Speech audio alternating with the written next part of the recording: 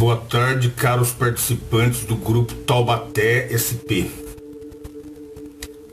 Estamos aqui na quarta parte, na quarta live da série de vídeos sobre Maria, a mãe de Jesus, onde aqui a gente apresenta a verdadeira Maria e não a Maria mítica, apresentada pela igreja que promove a sua adoração.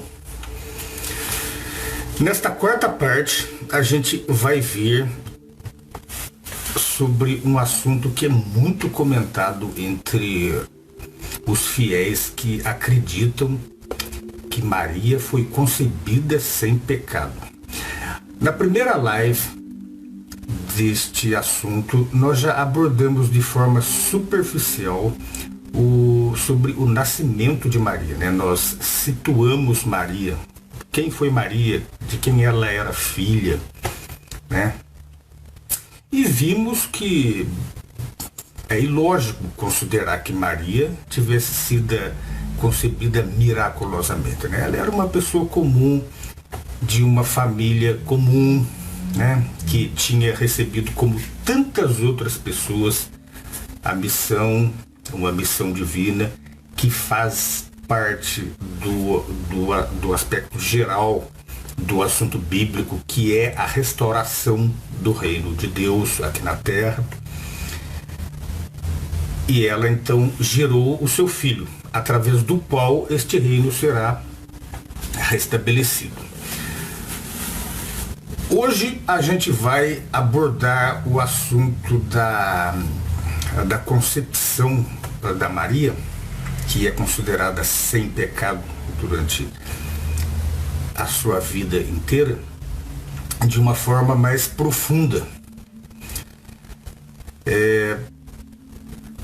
Para que não haja dúvidas, e lembrando duas coisas. Primeiro, não é desrespeito algum apresentar uma personagem bíblica de acordo com as fontes históricas e de acordo com a Bíblia, né? A Bíblia é clara.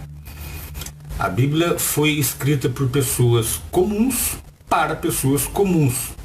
Ela não foi escrita por teólogos, doutores na lei ou líderes religiosos. E nem eram as suas cartas bíblicas dirigidas a tais pessoas. Elas eram dirigidas ao povo comum. Portanto, ela não é difícil de ser entendida. Assim como pretendem que seja os líderes religiosos, né? Aqui não haverá ataques a igrejas e muito menos a pessoa de Maria, a qual os verdadeiros cristãos respeitam profundamente, ao contrário dos líderes religiosos, que, por colocarem-na numa posição superlativa, estão, na verdade, desrespeitando-a e desrespeitando o próprio Deus. Então vamos começar. Eu vou ler porque é mais fácil, porque conforme vocês já puderam observar, se eu for falar, fica muito complicado e eu não sou um bom orador. Então eu escrevo primeiro, ou então pego artigos e seleciono-os, e daí eu leio aqui para vocês. Ou seja, eu também aprendo.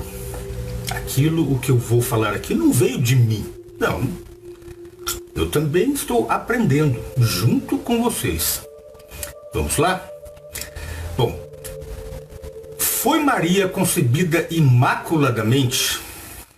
Conforme nós vimos na primeira live, foi no dia 8 de dezembro de 1854, lá na Basílica de São Pedro, em Roma, que, com voz trêmula de emoção, o Papa Pio IX lê o texto do seguinte decreto em latim.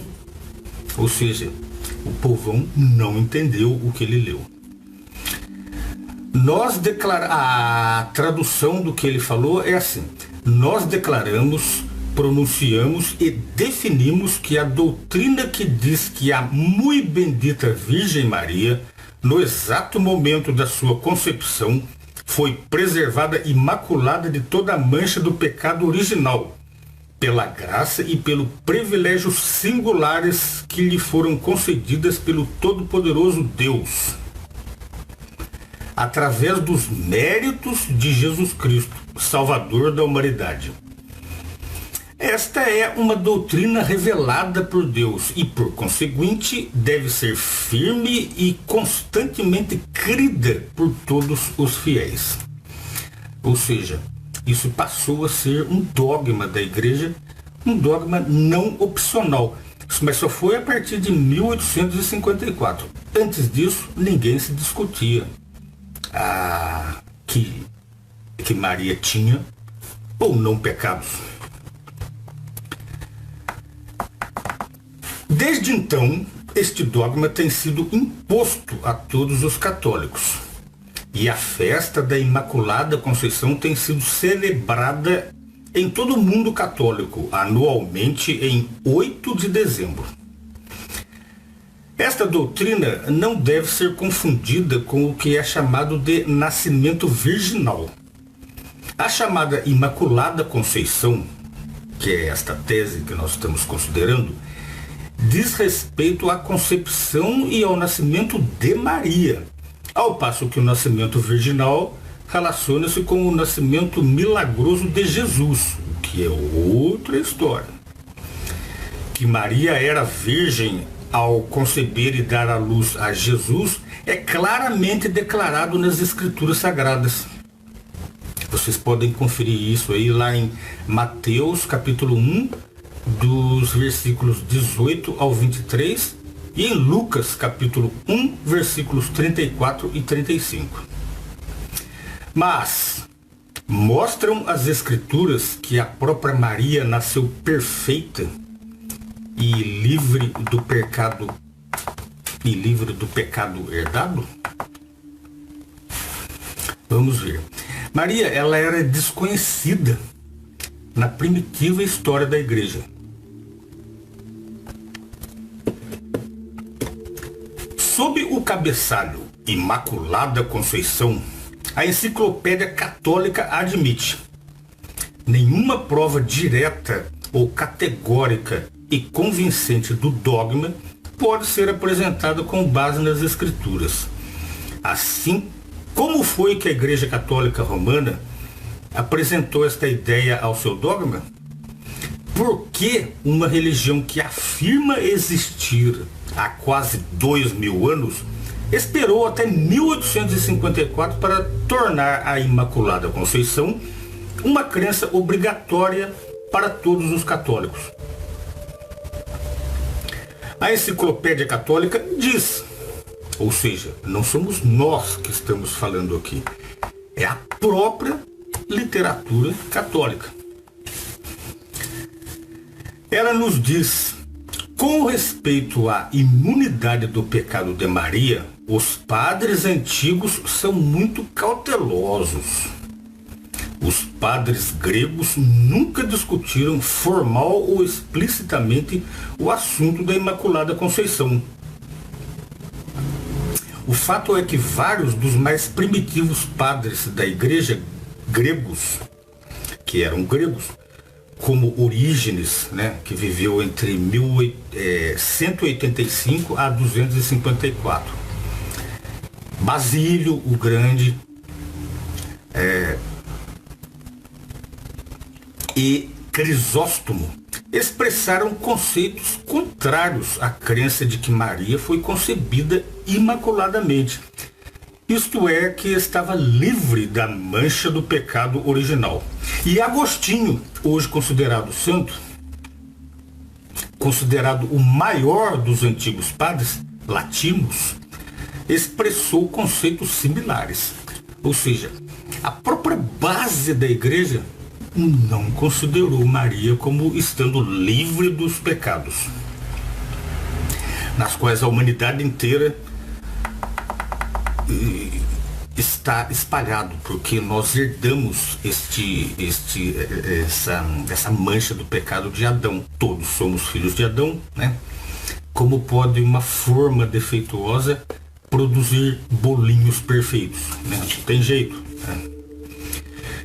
Em seu livro Adoração Cristã, sua origem e evolução, em inglês, o historiador católico francês Louis Duchesne escreve: parece que a Igreja de Roma não celebrou nenhuma festividade da Virgem antes do 7º século. É verdade que no 5º século depois de Cristo, a Igreja de língua grega passou a guardar a festa da Conceição de João Batista. E um pouco mais adiante, a festa da Conceição de Maria.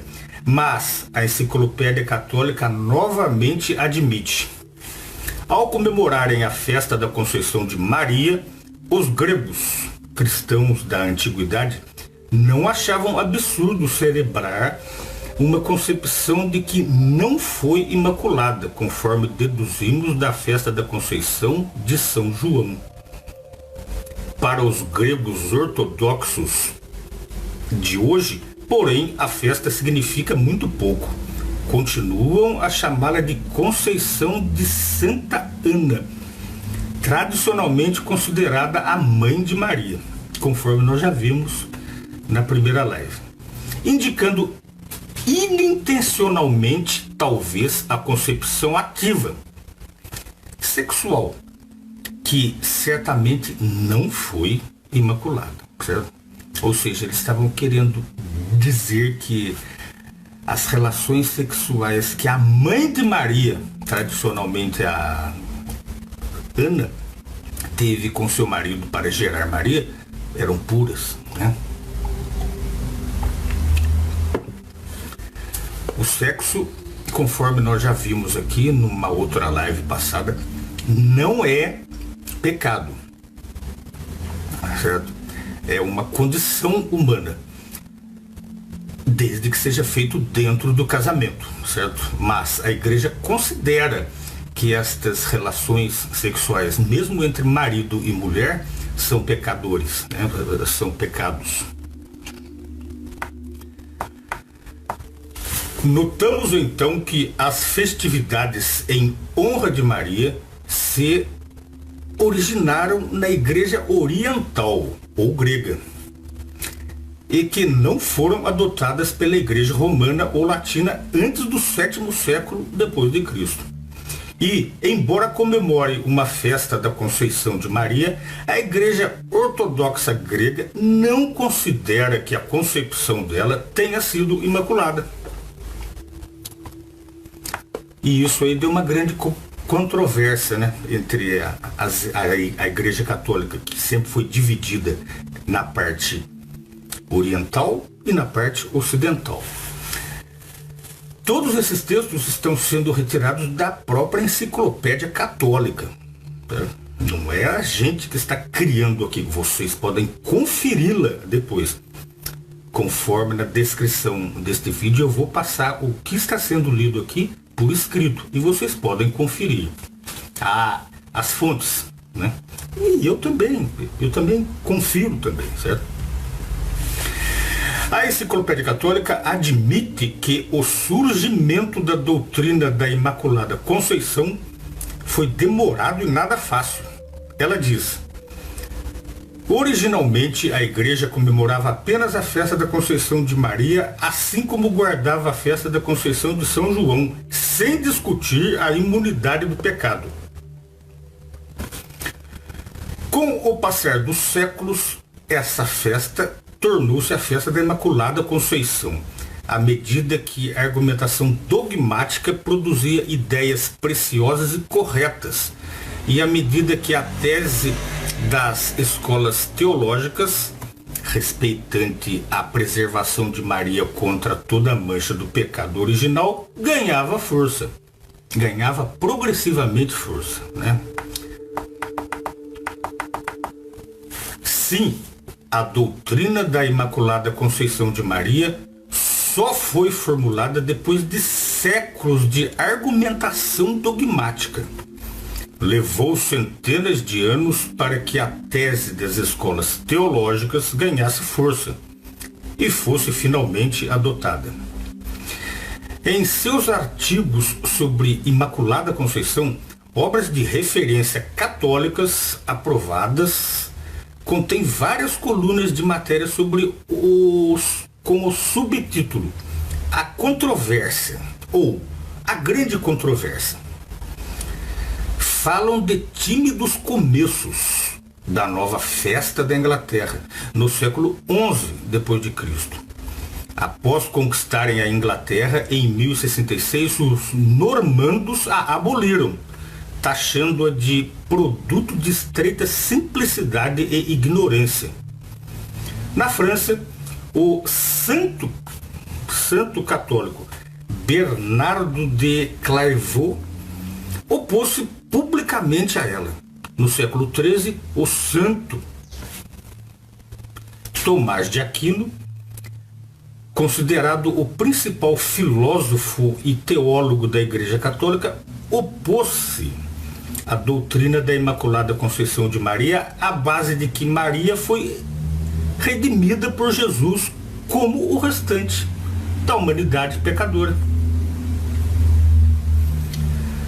Contudo, outro teólogo e filósofo católico, John Duns Scotus, que viveu entre 1265 a 1308, se mostrou a favor do dogma. Scotus era franciscano, ao passo que Aquino era dominicano, antagônicos.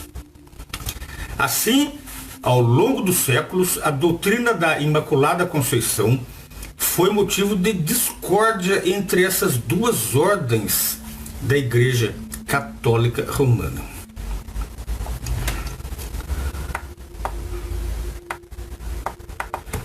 Sumariando esta controvérsia, que já foi motivo de escritas de livros por parte dos próprios teólogos católicos, a Enciclopédia Católica diz: as tentativas de introduzir a festa da Imaculada Conceição oficialmente gerou contradição e discussão teórica, incidindo sobre sua legitimidade e significado, que continuaram por séculos e não foram definitivamente resolvidas até 1854, que foi o Papa Pio IX que decidiu taxar. Naquele ano, o Papa Pio IX proclamou solenemente que a Imaculada Conceição de Maria é uma doutrina revelada por Deus. Revelada por Deus aonde? Na Bíblia, que não é, né? E que, por conseguinte, deveria ser acreditada por todos os fiéis. Contudo, segundo o respeitado Dicionário de Teologia Católica, outra literatura católica, né, que não pode se dizer que foram os opositores da Igreja que inventaram, esses textos estão sendo extraídos diretamente da literatura católica. Mais de 50 bispos católicos, incluindo o arcebispo de Paris, eram contrários a transformar o dogma numa crença obrigatória para todos os católicos.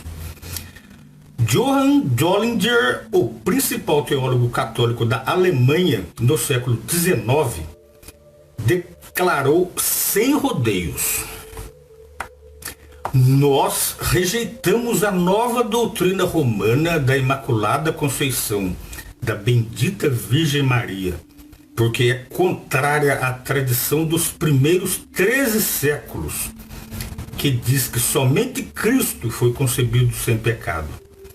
Mais tarde, Dollinger foi excomungado.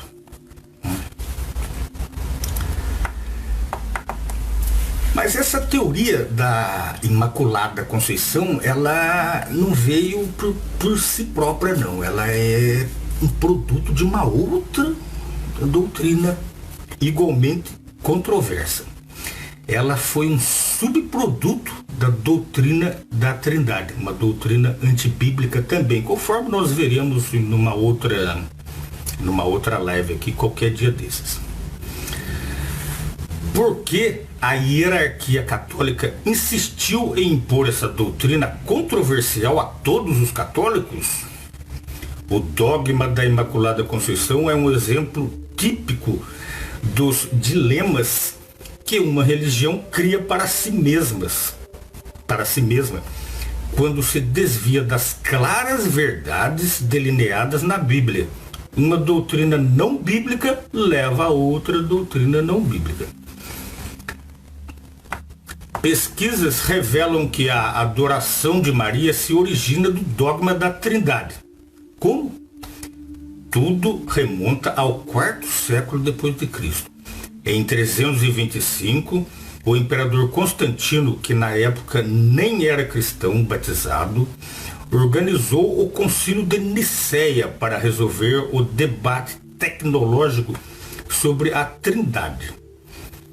Mas, por motivos políticos, mais por motivos políticos do que religiosos, Constantino tomou o lado dos trinitaristas.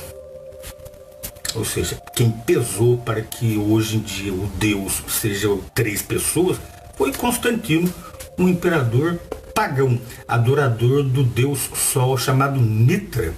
Mitra, inclusive, é imposto na Igreja Católica até os dias de hoje, né? Vocês entram numa igreja e vocês vê lá em cima, vocês podem notar lá em cima um sol, né? Aquilo ali se chama mitra. Você pode perguntar para os padres, eles não vão dizer, eles vão dizer que aquilo ali é o sol de Cristo, mas na verdade aquele ali era o Deus Sol do Constantino. O Credo de Nicéia declarou que Jesus é Deus e não Filho de Deus, conforme diz a Bíblia. Isto deu origem a ideias de teólogos sobre a posição de Maria. Se Jesus é Deus, então Maria é a mãe de Deus. Esta ideia chocou alguns e as discussões teológicas se prolongaram por um século. Por fim, em 431, o Concílio de Éfeso declarou Maria Theotokos, literalmente aquela que gerou Deus, ou mãe de Deus. Pode parecer absurdo, né? Nesse ponto você fala, se Deus criou o homem, como pode Maria, que nasceu bem depois, ter gerado Deus? É meio estranho, né? Curiosamente, este título foi dado a Maria em Éfeso, na Ásia Menor, região em que era o centro da adoração pagã da deusa mãe. Visto que Constantino havia transformado o cristianismo apóstata numa religião universal ou católica, aceitável às massas pagãs, a adoração de Maria tomou lugar da devoção de várias outras deusas mães pagãs. Vocês podem perceber que na mitologia, tanto nas mitologias nórdicas, gregas e no paganismo em geral, sempre existiram deuses ou deusas e também deuses trinos. Isso aí foi herdado, foi ajuntado por Constantino na crença dos católicos. À medida que a veneração popular de Maria se alastrou, enxertada no dogma da Trindade, parecia lógico a muitos declarar Maria completamente livre do pecado. Ou seja, se Maria era uma deusa, então ela era livre do pecado humano. Era como se Maria não fosse mais humana, né? Vamos ver outros motivos do porquê da doutrina. A doutrina da Imaculada Conceição é também consequência do papel que a teologia católica atribui a Maria na redenção. Na terminologia católica, Maria é de forma variada, chamada de mediadora ou corresgatadora. e até mesmo virgem sacerdotisa. Por quê? Desde tempos muito remotos, teólogos católicos têm chamado Maria de segunda Eva. Citando 1 Coríntios 15, 22 a 45, eles traçam um paralelo não só entre o primeiro homem Adão e o último Adão, Cristo, mas também entre Eva e Maria. Uma coisa que tem a ver uma coisa com a outra, né? Eva foi pecadora, né? E Maria recebeu uma missão, né? Eva foi condenada à morte pelo próprio Deus, né? Ela sim era uma mulher perfeita, mas que pecou. E Maria não, Maria era uma mulher imperfeita, mas que se esforçava em servir a Deus e por isso recebeu uma missão dele, né? A Enciclopédia Britânica Católica diz que esse paralelo atribui a Maria e a obediência dela uma participação ativa na redenção da raça humana. Ou seja, eles contrariaram completamente a Bíblia, né? A Bíblia diz que Jesus é o único mediador entre Deus e os homens. Mas essa doutrina da Imaculada Conceição coloca Maria, contrariando a Bíblia, coloca Maria junto com Cristo, ou mesmo acima dele, né? Admitidamente, a Igreja Católica reconhece o papel principal de Cristo na redenção. De fato, ela ensina que, por uma graça e privilégios singulares concedidos a ela pelo Deus Todo-Poderoso, Maria foi a primeira a se beneficiar dos méritos do sacrifício de Cristo e que foram aplicados a ela no exato momento de sua concepção, a fim de resguardá-la contra toda a mancha do pecado original. Como então explicam os teólogos católicos a suposta participação ativa de Maria na redenção da raça humana? Eles dizem que ela é corresgatadora, porque, citando a Enciclopédia Católica, o conhecimento de Maria, o consentimento de Maria foi essencial à redenção. Aplicam a ela a palavra mediadora porque afirmam que ela intercede em favor da humanidade decaída. Também dizem que, como tal, Maria pode legitimamente ser chamada de Virgo Sacerdos, ou Virgem Sacerdotisa, porque ela cooperou com Cristo em seu sacrifício e participa agora com ele em dispensar todas as graças. Ademais, pautando-se na errônea versão latina de Gênesis 3,15, a teologia católica tradicional faz de Maria a mulher, que, como afirmam os católicos, esmagará a cabeça da serpente, Satanás. Isso aí vocês podem ler lá em Gênesis 3, 14 e 15. Ou seja, a gente fala sobre essa passagem numa outra live.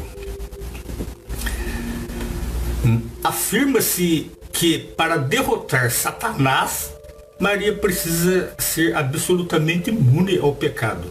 Mas o que diz a Bíblia? Ou seja, para a religião católica não foi Jesus que derrotou Satanás, né? Eles invalidaram até aquele texto de Apocalipse, né?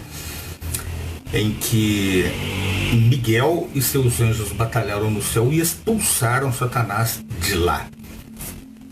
Agora, pelo visto, para a igreja foi Maria que esmagou a cabeça, né? Mas isso aí é um outro assunto. Isso trata-se de uma interpretação que eles ajeitaram para dar, né, para dizer que o seu dogma completamente antibíblico e não aceito pelos seus próprios teólogos estava certo, né? Escrevendo apenas 3 anos depois que o Papa Pio IX impôs esse dogma ao mundo católico, o Monsenhor Malou, bispo de Brumes, na Bélgica, admitiu: diga-se francamente que, de todos os argumentos apresentados pelos defensores do privilégio da Imaculada Conceição, os tirados das Sagradas Escrituras são os menos exatos e acurados. Muito frequentemente, uma grande quantidade de textos irrelevantes são citados descuidadosamente e quase a esmo. Mas os teólogos católicos afirmam que tanto a Bíblia como a tradição representam a revelação de Deus à humanidade. E, no entanto, as melhores autoridades católicas dizem que a tradição não deve contradizer as Escrituras e que, explícita ou implicitamente, revelar-se apostólica. Como se enquadra nesses requisitos o dogma da Imaculada Conceição? Como vimos, essa doutrina não é apoiada pelas mais antigas tradições da Igreja Católica Romana. Além do mais, ela contradiz as Escrituras. A afirmação de que Maria foi preservada do pecado original a partir do momento exato de sua concepção nega a universalidade do pecado.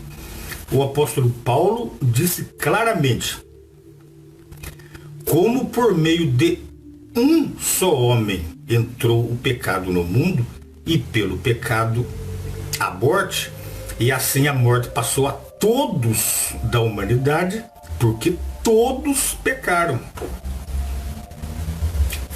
Estava Maria, que veio de uma família judia, todos, livre disso? Era Maria um ser angélico? Não. Vocês podem ler isso aí lá em Romanos 5, versículo 12. As Escrituras dizem também que a redenção de todos veio apenas por meio da morte de Cristo. Se o dogma da Imaculada Conceição de Maria fosse verdadeiro, Maria teria sido redimida antes de Cristo ter morrido, o que contraria a Bíblia, né? Como é que é? Maria já estava redimida antes? Ué, se a morte de Cristo veio para redimir a todos, e Maria? Ou seja, eles desrespeitam Maria por retirá-la do contexto da humanidade e endeusá-la, né? Como os pagãos fazem. Os pagãos, eles pegam pessoas e os idolatram como deuses. Os egípcios faziam, né? O faraó não era um ser humano, ele era um deus. Assim também os católicos fazem com Maria e outros, né? Eles pegam aquelas pessoas e retiram do contexto humano e colocam como deuses, né? Assim, medido à base do próprio padrão da Igreja Católica, esse dogma não é nem apostólico nem bíblico, não sendo, portanto, uma tradição aceitável. Não deve isso induzir os católicos sinceros. Se você é um católico sincero, preste bem atenção, a examinar à luz da Bíblia outros artigos de fé em que são obrigados a crer? Meus amigos, esta foi a quarta parte do assunto de Maria. Eu vou deixar tudo por escrito aqui na descrição deste vídeo, isso que foi acabado de ser considerado. Qualquer dúvida, podem escrever nos comentários. Lembrando que no dia 29, o próximo domingo, nós faremos a última live sobre Maria, para arrematar de vez qualquer dúvida.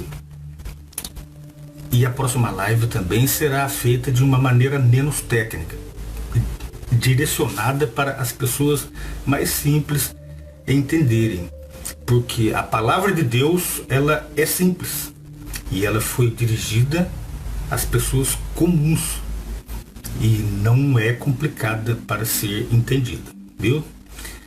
Então, bom domingo a todos e até mais. Ou a qualquer hora, em qualquer assunto que eu possa voltar aqui neste grupo, tá?